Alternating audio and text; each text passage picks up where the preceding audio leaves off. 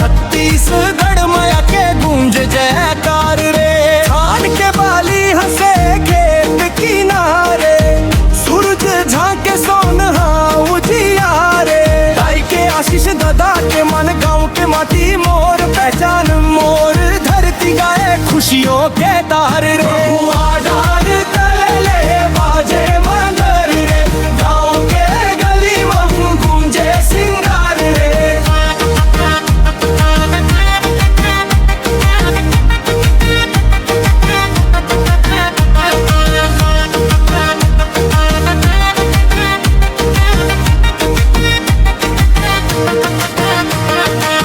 राउत नाचा कर्मा के रंग, हरियर डोंगरी कोयल के संग।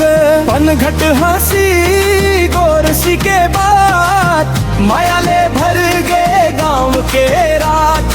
ढोलक के थाप मन झूमे संसार रे। अरपा पैर के पावन धारा, महके माटी जन्म हमारा। संग संग गावो संग संग नाचबो, अपन संस्कृति ले दुनिया ला बताबो।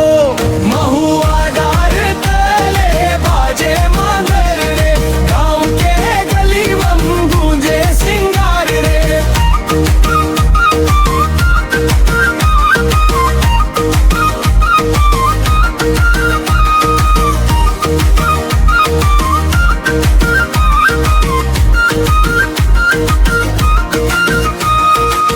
महुआ डार तले बाजे मगर रे, हर दिल में बसे ये छत्तीसगढ़ रे। मांदर बांसुरी झांझ के तान, गूंजे अपन माया के पहचान। जय हो पाटली जय हो गाँव रे।